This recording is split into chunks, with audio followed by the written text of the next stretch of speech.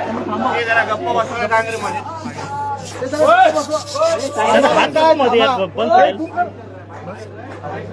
आताच पीडित कुटुंबाच्या लोकांशी मी आता भेटलेलो आहे. काही जिहादी विचाराचे हिरवे साप इथे फार वळवळ करायला लागलेले आहेत. त्यांना वाटतंय की त्यांच्या आब्बाची मुंबई आहे आणि सगळी माहिती आता पीडित कुटुंबाने मला दिलेली आहे. ज्या पद्धतीने कोणतरी इम्रान शेख नावाचा कार्टा PFIशी जो निगडीत आहे ती दहशतवादी संघटना आहे आणि त्याबद्दल जेव्हा आमच्या हिंदू समाजाने एक व्हिडिओ तयार करून इथे इलेक्शनच्या कार्यकाळामध्ये टाकला आणि त्याचा राग काढण्यासाठी 50 आणि जवळपास 150-200 लोक वेगवेगळ्या पद्धतीने आले इकडे आजूबाजूच्या मोहल्ल्यामधून आणि ह्या दोन्ही मुलांना मारून टाकण्यापर्यंत तो विषय होता.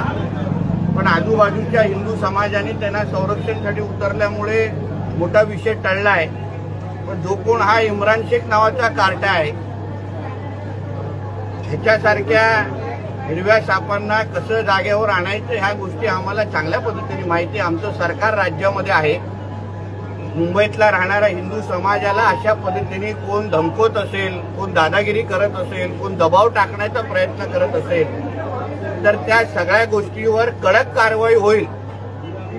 आणि साध्या भाषेत सांगायचे असेल तर मिट्टी में मिला देंगे ह्या गोष्टी तुम्ही त्या हिरव्या सापांनी लक्षात ठेवावं. आणि आता मी ह्या पुढे इथे जाऊन मी पोलीस स्टेशनला भेट देणार आहे, PIना भेटणार आहे, जेणेकरून जी झालेली घटना आहे याच्यामुळे आता कुटुंबामध्ये भीतीचं वातावरण आहे. त्यांच्या आई माझ्याशी बोलल्या, त्यांनाही त्यांच्या मुलाची चिंता आहे. म्हणून ही भीती आमच्या या हिंदू राष्ट्रामध्ये अगर हिंदूंच्याच मनात तयार झाली तर ही चांगली बाब नाही. कारण का हे काय पाकिस्तान नाही आहे. इथे हिंदू बहुसंख्य राहतात म्हणून त्यांची काळजी घेणं हे आमची जबाबदारी आहे.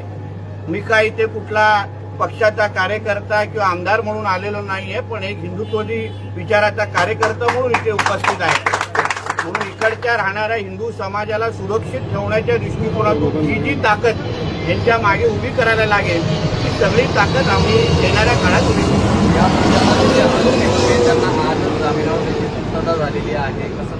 नाही, ह्याच्या मागचा मास्टर माइंड महत्वाचा आहे. जो इम्रान शेख नावाचा कार्टा आहे जो PFIशी निगडीत आहे अशी माहिती आमच्याकडे आहे. त्याला असं वाटतं की भाषणामध्ये लंका जला देंगे म्हणून तो फार मोठा त्यांनी मेडल मिळवलं आहे. पण ह्या सगळ्या जिहाद्यांची लंका आमच्यासारखे हिंदुत्ववादी कार्यकर्ताच जाळून टाकतील येणाऱ्या काळामध्ये.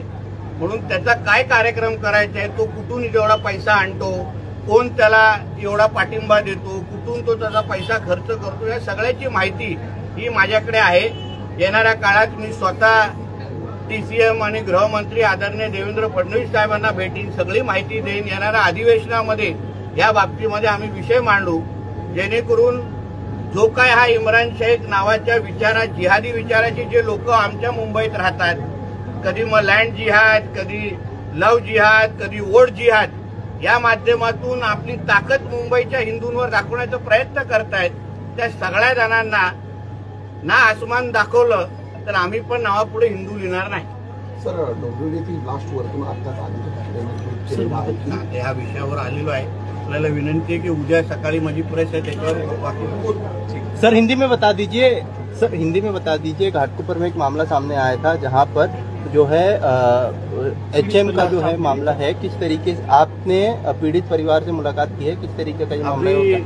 जो दो हिंदू समाज के हमारे 2 युवाओं को यहाँ के कुछ जिहादी सोच के लोगों ने सब साथ में आके उनको मार डालने की कोशिश की. उस फैमिली को मैं अभी मिलके आया हूँ. बहुत उनमें डर का माहौल है. वो यहाँ छोड़ के हम चले जाए क्या, ऐसा भी सवाल उनके माँ ने मुझे पूछा. अगर उनको हम लोग सब हिंदुत्ववादी विचार के कार्यकर्ताओं ने विश्वास दिया है कि जो इमरान शेख नाम का जिसका संबंध ये PFI जैसे टेररिस्ट ऑर्गेनाइजेशन से है, ऐसी मालूमात हमारे पास है, तो उस आदमी को मिट्टी में कैसे मिला सकते हैं, इसके लिए सारा कार्यक्रम हमारे पास तैयार है. यहाँ का हिंदू समाज कोई भी डर मन में ना रखे. हिंदुत्ववादी विचार की सरकार हमारे महाराष्ट्र में है, देश में मोदी जी जैसे नेतृत्व है, इसलिए आगे जाके भी यहाँ के हिंदुओं का रक्षण करना ये हम जैसे हिंदुत्ववादी विचार के कार्यकर्ते की जिम्मेदारी है. सर, मला एक प्रश्न होता ज्या प्रकरणाशी एकंदरीत पुण्याचं इंटरनेटचं प्रकरण असेल कामाचं आणि पोलिसांचे दृश्य असल्याचं कारवाई केली जाईल असं फडणवीस बोलत आहेत. या प्रकरणात सुद्धा असं काही दिसून आले का? कारण एवढं मोठ्या प्रमाणात पोलिसांचा मुंबई सोडून जाण्याची मला वाटते आता काही पोलिसांची मला शेवटी डिपार्टमेंटमध्ये पण काही सडके आंबे आहेत. डिपार्टमेंटमध्ये पण काही सडके आंबे आहेत. त्यांच्यामुळे पुरं डिपार्टमेंटचं नाव खराब होतं, आमच्या गृहमंत्र्यांचं नाव खराब होतं. अशा संबंधित अधिकाऱ्यांची माहिती आमच्याकडे आहेत, नावं आता माझ्याकडे आलेली आहेत.